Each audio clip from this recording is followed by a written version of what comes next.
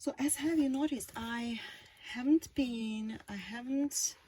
basted my placket at all, because I don't like to waste my time, because I think I can do it without it. So, but what I need to pay attention, I mean, you can, if you want, you can just, you know, place your pins and, you know, kind of, you know, prevent the shifting of the layers. But I'm okay, you know, with managing it with my hands, so I'm not going to do that. What I like to do, I like to place at least one pin somewhere, I would say like 2/3 of the length, just to make sure that I do manage it well. And now let's do the top stitch. Once again, I put my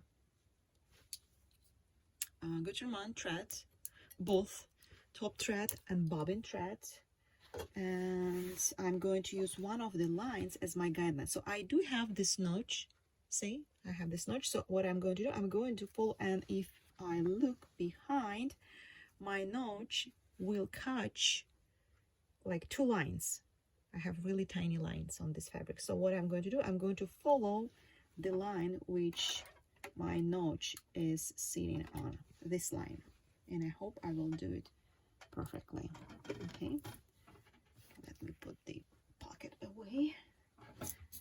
So let's do it. So what, okay, my stitch length is 2.5. Okay, let's see how it goes.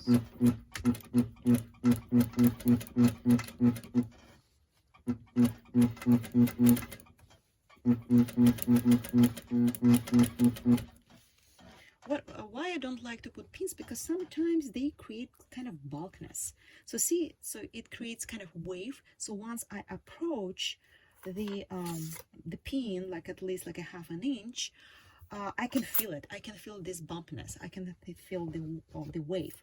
So that's why I don't like it. I kind of need those pins to manage the, you know, the stiffness, but I don't need like so many of them. So I don't like to battle, you know, to fight the I don't like to fight the bulkiness.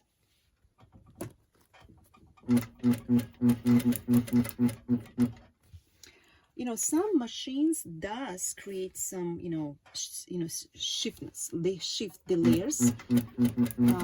So if you know that your machine does it, you need to kind of learn the tactic. So you need to pull down the kind of pull the lower layer toward to you. So what I'm saying by that, so you have 2 layers.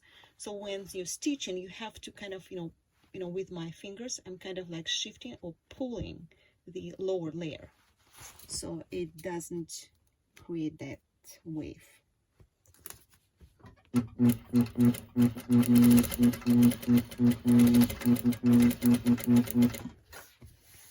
Okay, I think I'm good so far. I'm following my line, and it doesn't create that thickness.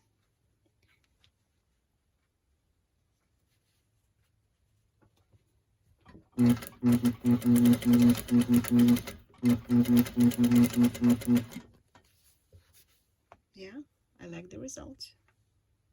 What you can do, you can use some sort of double-sided tape if you want to hold 2 layers together, or that one there under, remember the one that I showed you?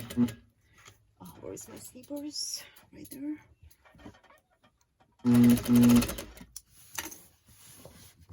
Okay, I'm sorry, my hand.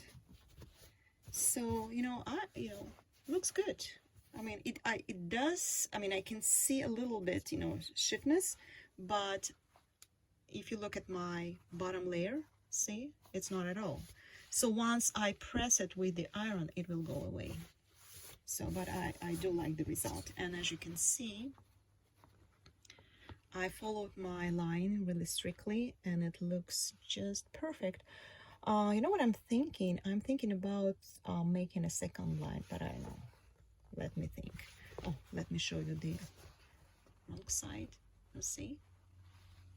I did a good job by pressing.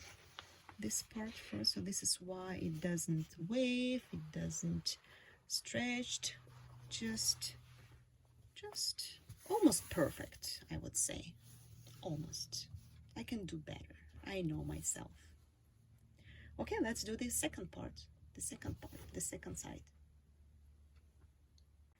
Okay, before you start stitching the second line, I mean the second front piece, this is my left one. I've done my right side, and now I need to stitch my left side. Before you do that, see, I mean, it's not convenient to stitch this way because all my projects sit in, in this, area, which is not good. I prefer to have it here. And since I have to stitch following my right side, I really want to make sure that I maintain the distance. So this is my first one that I've done. And you can measure using the ruler or measuring tape. So, and mine is 2 centimeters, 3 millimeters, or if you use inches, where's my inches? Oh, okay, here is my inches. Okay, in front of the camera. Okay, it's 7/8. Okay, 7/8. That's how far I stitched. So I need to mirror or duplicate the same width on my second piece as well. So this is why I really want to make sure that I follow. So what I usually do, you can use a ruler, but I prefer to do it this way.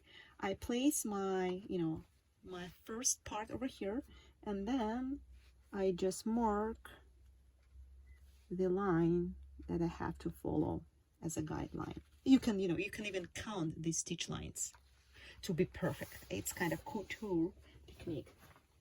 So this is my line, and what I just need to follow this line. Here we go.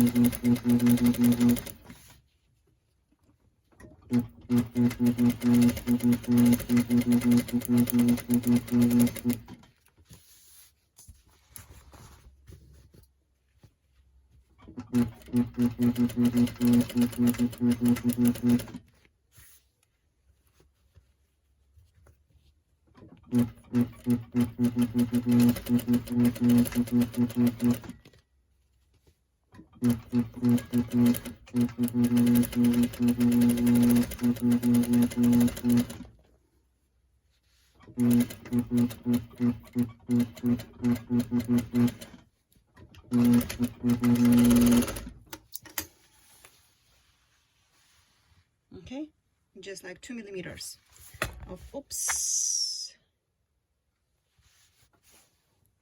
Okay, so this is just 2 millimeters of, stiffness, but once again, it's almost perfect. But see, I haven't used any pin, and because I know I can manage this, bulkiness using, my iron pressing technique. Okay, set it away. Now it's time for the pocket. Okay, remember what we need to do? We need to stitch it this way. Once again, I'm going to follow my marking. Over the years, I kind of created the technique, folding almost the same, distance all the time. So it's like 2.5 inches, 2.5 centimeters. So it's like 1 inch fold. And I always kind of eyeballing it. No, I'm good at it.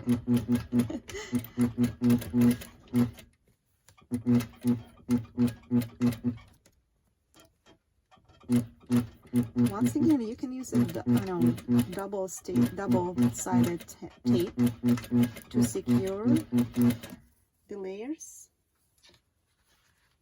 See, it's kind of, doing this stuff, but it's okay. It will go away. once I press it.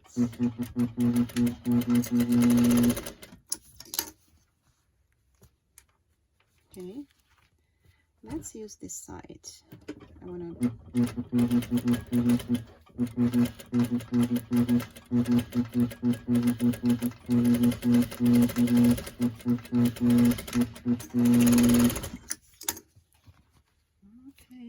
it's kind of stretched, but you know the reason why, because I didn't put any interfacing, but it's okay.